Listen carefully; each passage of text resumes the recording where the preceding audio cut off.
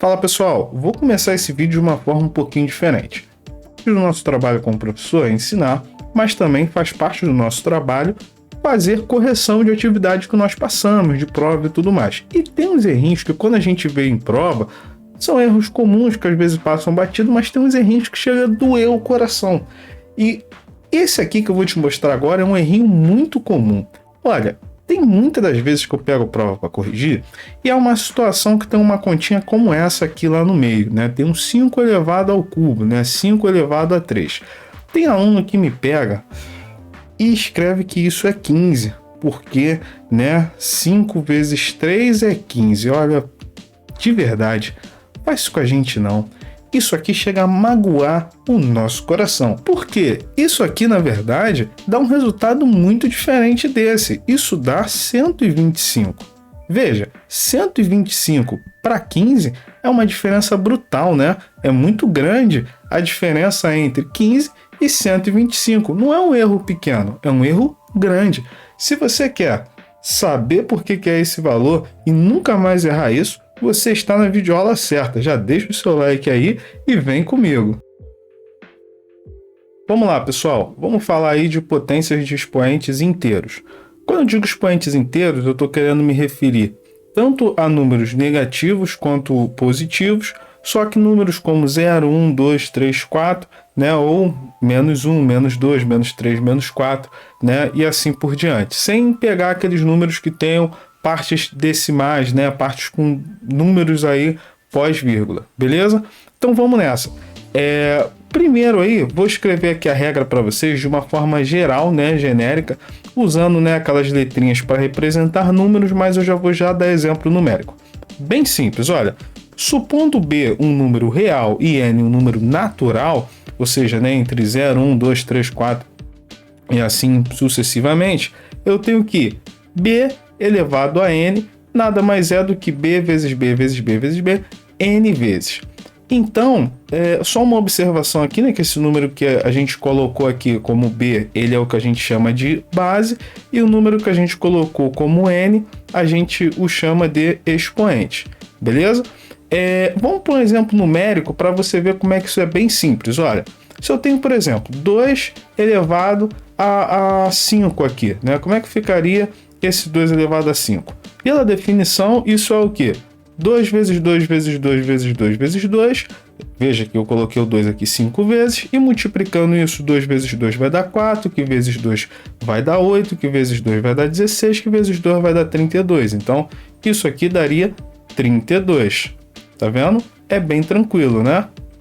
Se eu pego, por exemplo, vamos colocar aqui um 5 elevado ao cubo. Se eu tenho, 5 elevado a 3, né, que a gente chama 5 elevado ao cubo.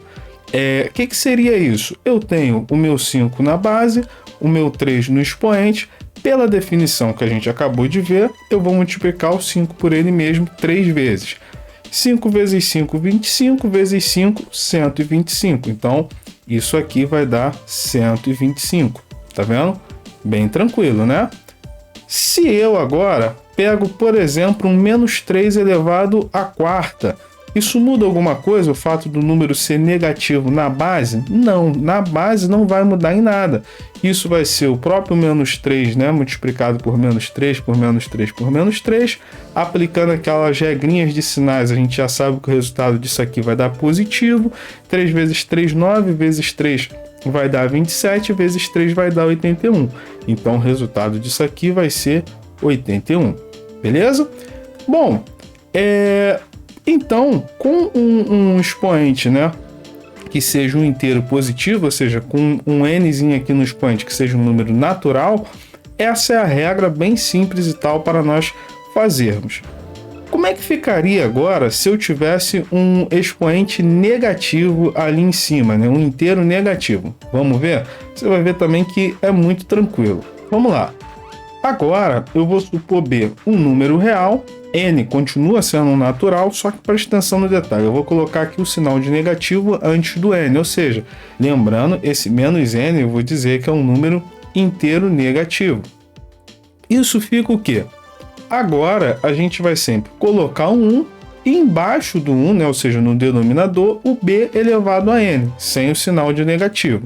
E essa partezinha aqui de baixo, a gente sabe fazer porque é a mesma coisa que a gente já tinha feito antes. Então isso fica b vezes b vezes b vezes b, n vezes. Ou seja, quando eu tenho aqui um expoente inteiro negativo, eu vou transformar isso para uma fração, o numerador dessa fração se torna 1, e no denominador eu coloco b elevado a n sem o sinal de negativo. Vamos para a prática que a gente vai ver que com exemplos isso fica muito tranquilo de fazer. Olha, se eu tenho menos 2 elevado a menos 3, isso ficaria de que forma? Eu vou colocar isso como 1 sobre menos 2 elevado a 3, tá vendo? Eu tiro o sinal de negativo aqui do meu expoente ao colocar essa potência embaixo, né? Ou seja, eu colocar essa potência no denominador, e isso aqui vai ser o quê? Menos 2 vezes menos 2, né? 3 vezes. Então isso fica 1 sobre menos 2 vezes menos 2 vezes menos 2, aplicando aquelas regrinhas de sinais, né? Se você não viu, tem um vídeo falando sobre as regras de sinais. Ó, negativo com negativo vai ficar positivo, então isso aqui dá 4 positivo, vezes menos 2 vai dar menos 8. Então tenho 1 sobre menos 8.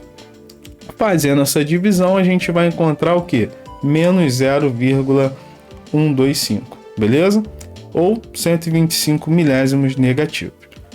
Bom, vamos para mais um exemplo. Olha, suponha que eu tenho 5 elevado a menos 2. Como é que ficaria isso? De novo, a regra é a mesma. Eu vou transformar isso numa fração de numerador 1 e no meu denominador vai entrar o 5 elevado a 2, né? Sem o sinal negativo, ou seja, 5 ao quadrado.